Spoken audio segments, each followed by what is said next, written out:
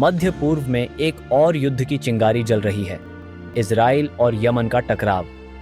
इस संघर्ष के पीछे क्या कारण है और यह वैश्विक राजनीति को कैसे बदल सकता है? सबसे बड़ा सवाल यह है कि भारत इस जटिल समीकरण में कहां खड़ा है। क्या भारत इस विवाद में तटस्थ रहेगा या फिर अपनी भूमिका निभाकर नए समीकरण तैयार करेगा? आज हम आपको बताएंगे इस संघर्ष की पूरी कहानी और भारत की भूमिका का विश्लेषण। इजराइल और यमन का संघर्ष यूं ही अचानक नहीं उभरा। इसकी जड़ें गहरी हैं और इसके पीछे कई परतें छुपी हुई हैं।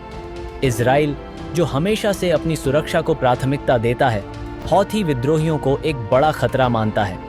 हौथी विद्रोही, जिन्हें ईरान का समर्थन प्राप्त है, यमन में एक मजबूत शक्ति बन चुके हैं और इजराइल के लिए एक चुनौती पेश कर रहे हैं। दूसरी ओर यमन पिछले एक दशक से गृह युद्ध और मानवीय संकट का सामना कर रहा है।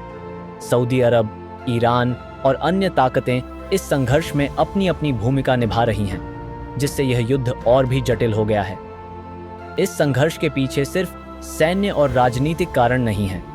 यह तेल, व्यापार मार्गों और क्षेत्रीय प्रभुत्व की लड़ाई भी है।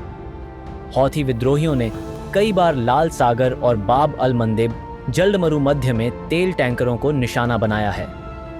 इजराइल के लिए यह क्षेत्रीय सुरक्षा का मामला है। वहीं ईरान के समर्थन से हौथी विद्रोही इजराइल और सऊदी अरब दोनों के लिए खतरा बन गए हैं। यह संघर्ष सिर्फ इन दो देशों का नहीं, बल्कि वैश्विक राजनीति का जटिल समीकरण है। अब सवाल उठता है कि भारत इस संघर्ष में कहां खड़ा है। भारत एक ऐसा देश है जो अपनी विदेश नीति में गैर संरेखण और संतुलन बनाए रखने की कोशिश करता है। भारत के लिए इजराइल और यमन दोनों महत्वपूर्ण हैं, लेकिन अलग अलग कारणों से। भारत इजराइल के साथ एक मजबूत रक्षा साझेदारी रखता है। इजराइल भारत को अत्याधुनिक हथियार और तकनीक प्रदान करता है। वहीं यमन के साथ भारत का ऐतिहासिक, सांस्कृतिक और व्यापारिक संबंध है।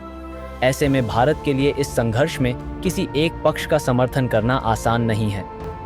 भारत और इजराइल के बीच संबंध पिछले कुछ दशकों में बेहद मजबूत हुए हैं। इजराइल भारत को हथियारों और रक्षा तकनीक का एक प्रमुख आपूर्तिकर्ता है। इसके अलावा आतंकवाद के खिलाफ लड़ाई में दोनों देशों की साझेदारी गहरी है।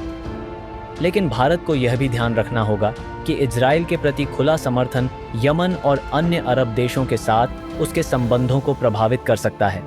यही कारण है कि भारत ने अब तक इस मुद्दे पर सार्वजनिक रूप से तटस्थता बनाए रखी है। यमन और भारत का रिश्ता सदियों पुराना है। भारत ने यमन में संकट के समय मानवीय सहायता प्रदान की है। इसके अलावा यमन में बसे भारतीय समुदाय और व्यापारिक संबंध भी इस रिश्ते को गहराई देते हैं। भारत ने हमेशा यमन के संघर्ष को सुलझाने के लिए शांतिपूर्ण समाधान का समर्थन किया है, लेकिन इस संघर्ष में किसी भी पक्ष का समर्थन करना भारत के लिए रणनीतिक रूप से जोखिम भरा हो सकता है। भारत के लिए यह संघर्ष सिर्फ कूटनीतिक नहीं, बल्कि आर्थिक और सुरक्षा से जुड़ा हुआ भी है। भारत अपनी ऊर्जा जरूरतों के लिए मध्य पूर्व पर निर्भर है। अगर यह संघर्ष बढ़ता है तो तेल की कीमतें बढ़ सकती हैं और भारत की अर्थव्यवस्था पर इसका गहरा प्रभाव पड़ेगा। इसके अलावा भारत को अपने प्रवासी भारतीयों की सुरक्षा का भी ध्यान रखना होगा, जो इस क्षेत्र में बड़ी संख्या में काम करते हैं।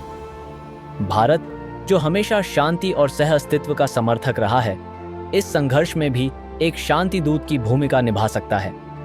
भारत के पास इजराइल और यमन दोनों के साथ अच्छे संबंध हैं और यह दोनों पक्षों के बीच बातचीत के लिए एक पुल का काम कर सकता है।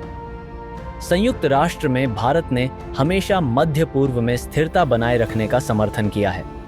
ऐसे में भारत की यह भूमिका इसे वैश्विक मंच पर एक जिम्मेदार शक्ति के रूप में स्थापित कर सकती है। भारत के लिए सबसे बड़ी चुनौती यह है कि वह अपने रणनीतिक और आर्थिक हितों के बीच संतुलन बनाए रखे। इजराइल और यमन के बीच संघर्ष में भारत को अपनी ऊर्जा सुरक्षा, प्रवासी भारतीयों की सुरक्षा और वैश्विक मंच पर अपनी छवि का ध्यान रखना होगा। तो दोस्तों, इजराइल और यमन के इस जटिल संघर्ष में भारत की स्थिति कितनी महत्वपूर्ण है, यह हमने आज के वीडियो में देखा। क्या भारत अपनी तटस्थता बनाए रखेगा या फिर एक सक्रिय भूमिका निभाएगा? आपकी राय क्या कहती है? हमें कमेंट में ज़रूर बताएं। अगर आपको यह वीडियो पसंद आया हो तो इसे लाइक करें, शेयर करें और हमारे चैनल को सब्सक्राइब करना न भूलें। मिलते हैं अगले वीडियो में, तब तक के लिए जय हिंद।